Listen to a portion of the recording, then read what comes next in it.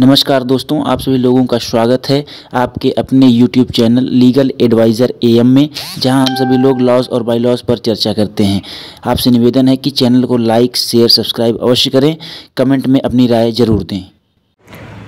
Welcome back guys, welcome to the video lecture series of UAPA Act 1967. In this video we are going to study about punishment for unlawful activities which is provided in the section 13 of the UAPA Act 1967.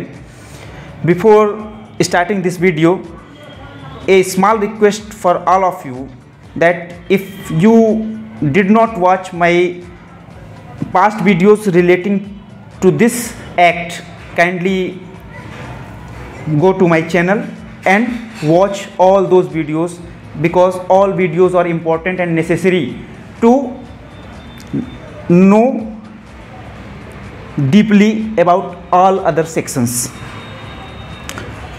Section 13, punishment for unlawful activities.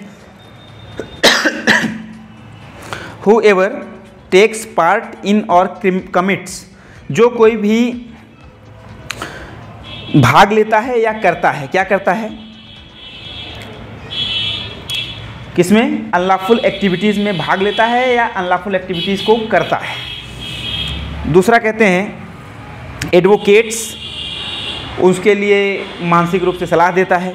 Abets, उसको उकसाता है। Advice, उसको सलाह देता है। इंसिट्स, उसको ऐसा करने के लिए प्रेरित करता है। The commission of any unlawful activities, किसी अवैध कार्य को करने के लिए एडवोकेट करता है, एबेट करता है, एडवाइस करता है या इंसाइट करता है।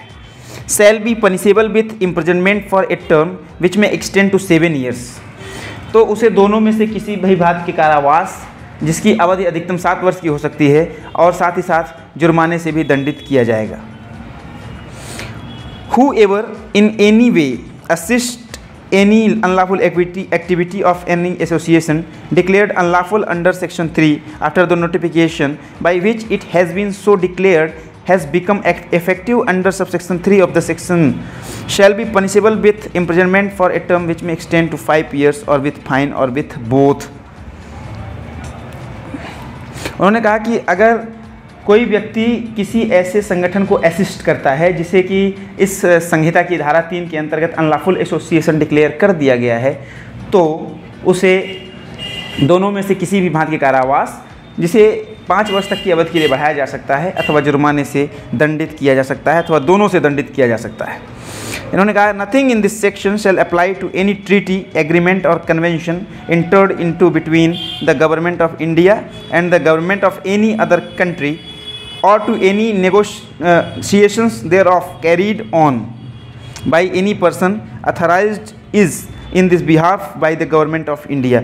उन्होंने कहा कि इस जो धारा के प्रावधान हैं वो भारत सरकार द्वारा किए गए किसी ट्रीटी, समझौते से प्रभावी नहीं होंगे।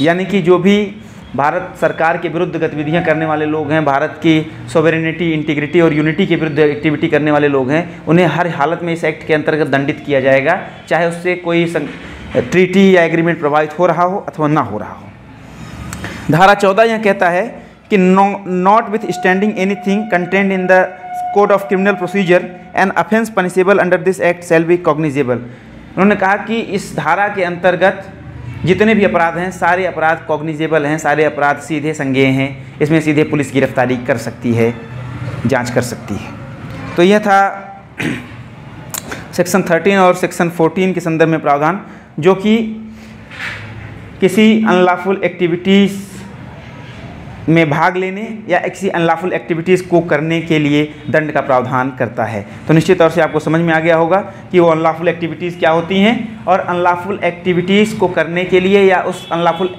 एक्टिविटीज़ को करने वाले एसोसिएशन का पार्ट होने के लिए आपको कितना दंड मिल सकता है। Thank you.